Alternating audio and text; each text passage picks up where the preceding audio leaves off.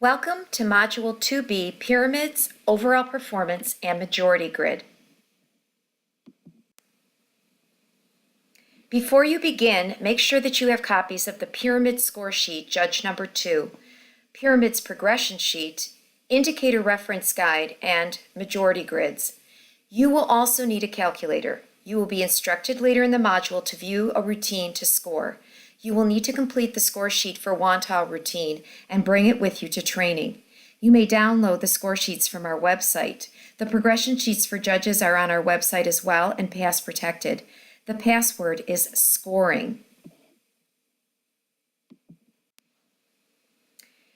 In the module, you will find new information for this year, rubrics, use of front bases, scoring difficulty for pyramids, the use of averaging of scores to obtain the difficulty score, scoring overall performance, the 2017-2018 pyramid score sheet, the majority grid, and the indicator checkmark reference sheet. And then you're going to get an opportunity to practice. Notice that, new this year, teams must perform a minimum of 3 different skills in both stunts, tosses, and pyramids. Stunts, tosses, and pyramids will be evaluated cumulatively throughout the routine. That means from beginning to end. This is different from the past, where points were given for the highest skill sequence only. During a pyramid, flyers may not always be touching. Proximity to each other will determine that the stunts and dismounts being performed are part of the pyramid and not standalone stunts. This may include stunts that are behind the front structure. A creative end to a stunt at the beginning of a pyramid stunt will be counted as part of the pyramid and not part of the stunt difficulty. When we are looking at the number of bases to assess the correct score, teams with less bases will garner additional decimal points based on some stunts without front bases, which is an additional 0.2, most of the stunts without front bases, which is an additional 0.4, or full team, which is an additional 0.6, because more risk means more rewards. Remember that when we are taking a look at pyramids, you are also going to look at the number of members involved in the pyramid. It needs to be 75%. So on top of that, you will still be able to give the sprinkle points, the 0.2, 0.4, and 0.6. And we'll talk a little bit more about what we are going to do when we're looking at pyramids for the number of members that are involved in the pyramid.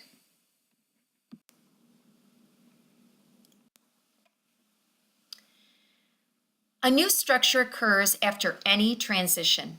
Transitions must end at the extended level, not at the prep level, for the structure to be counted. A transition can occur when the flyer's feet leave the hands of the bases, so switch-ups and tick-tocks are examples of this, or when the stunt moves up or down, as in bump downs and press-ups. These are just some of the examples of transitions. Non-release transitions, such as bump downs or press-ups, are when a top person is moved from one stunt to another while maintaining physical contact with original bases, new base or a post.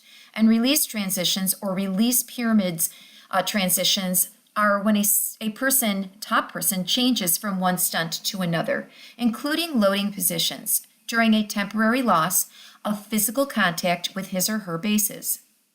These are defined in the National Federation of High School Spirit Rules book. If a dismount skill is being used within the pyramid, it can be counted as a transition rather than as a dismount for stunts. Because it's being used perhaps as a creative in, it is part of the pyramid sequence. Remember that body positions are no longer part of the pyramid rubric. Teams can certainly use them within their structures, but you're going to focus on the structure changes, the transitions, releases, and dismounts. Be sure to look at the pyramid portion of the majority grid, as this is going to be different than the stunt majority grid. You're looking at the number of members, 75% of the team minimally, involved in the pyramid versus the number of stunt groups. Dismounts must still be a majority to count as a skill. If the team throws in a single base skill in a pyramid, this will count as one of the skills in the pyramid. So even if a team is using one single-based stunt in their pyramid, They will get the appropriate score for that skill. It does not matter how many of these stunts the team uses in their pyramid. Don't forget to focus on the load into the stunt to be sure you are assigning the correct score based upon assisted, the flyer has help entering the stunt, or unassisted. The base and the flyer are the only persons involved in the load. If there is a hands-on front base or side base, the stunt is not considered a single-based stunt. In pyramids, multiple or all refers to multiple being more than one, and all referring to, for example, all flyers inside and out. This is very confusing for coaches and judges alike. So be sure you understand the skill that you are observing and what the entry-level score is. If the team is not performing the skill as listed, you will not give credit for it even if it's listed on the skill sheet. Remember that the skill sheets do not go back to the coaches after the competition, regardless of if you are asked.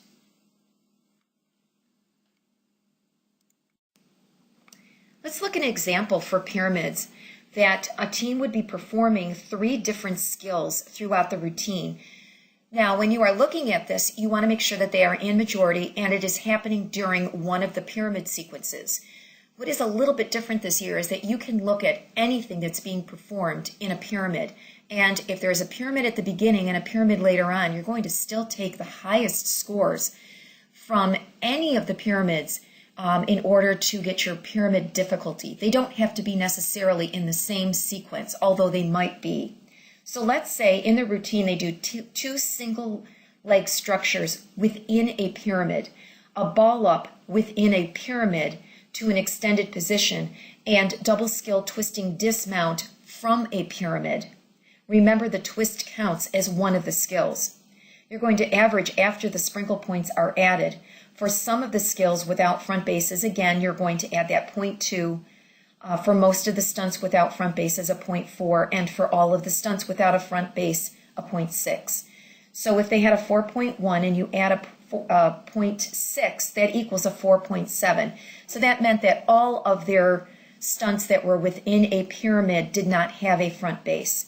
A 5.5 with a 0.4, because most or some of their stunts were without front bases, they're going to get a 5.9, and then their dismount stays at a 7.7 because they used a front base. And so adding all of those scores together and dividing by 3 would give them that final score of a 6.1. In their next example, a team performs 4 different skills, and they decide that when they're doing their 4 different skills, that they are going to do multiple advanced transitional sequence passing through 2.5 high.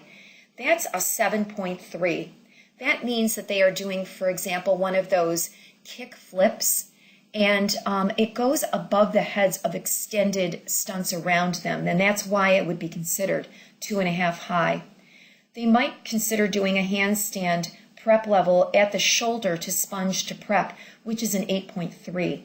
A front handspring to extended at a 9.5, and a suspended front flip 360 full twist Baja Arabian that starts at a 7.5. Remember to average in your sprinkle points after you have recorded what the 4 different skills are. So for that initial skill that they did, a 7.3, one of their stunts did not have a front base, and so they come in at a 7.5. In their second skill, they used front bases on all of those stunts, and so they're going to get an 8.3.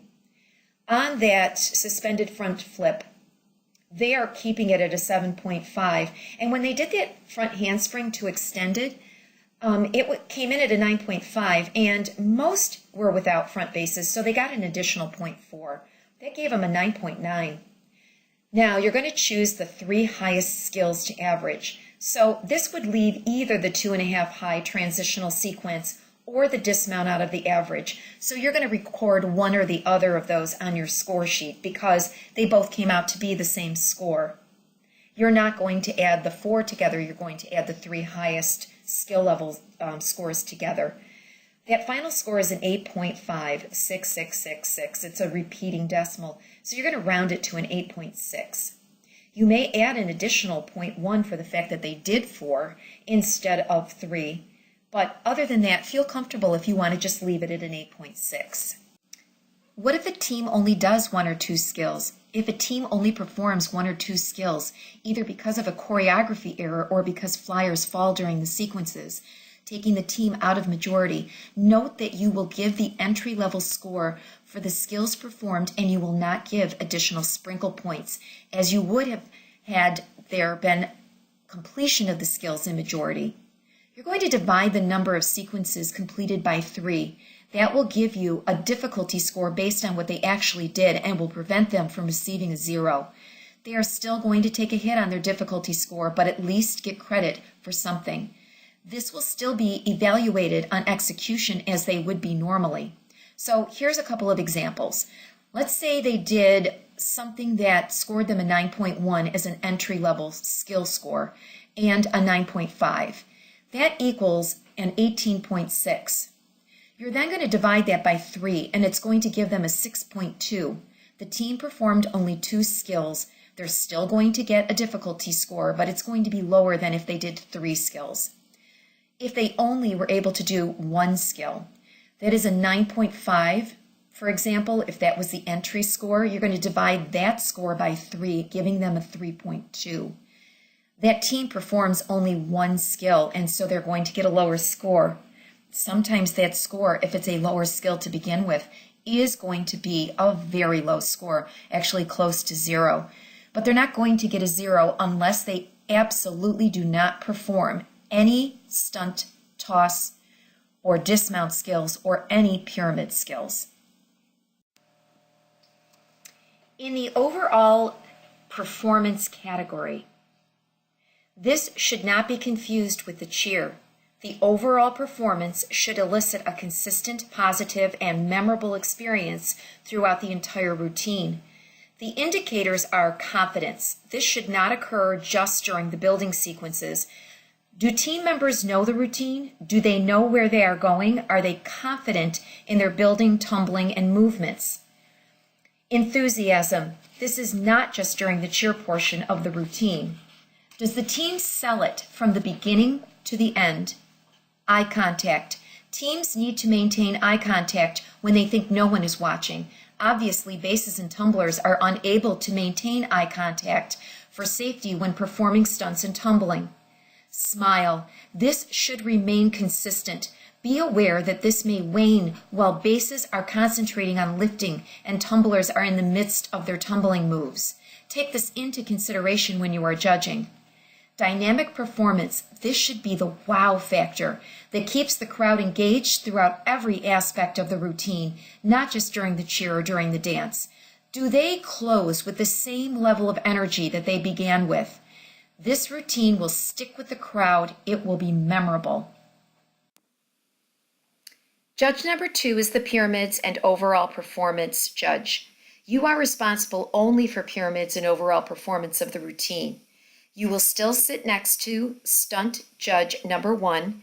You will help each other to identify stunt skills and front spots, and you will both time the cheer so that we are positive that the stunt judge has the accurate time of the cheer.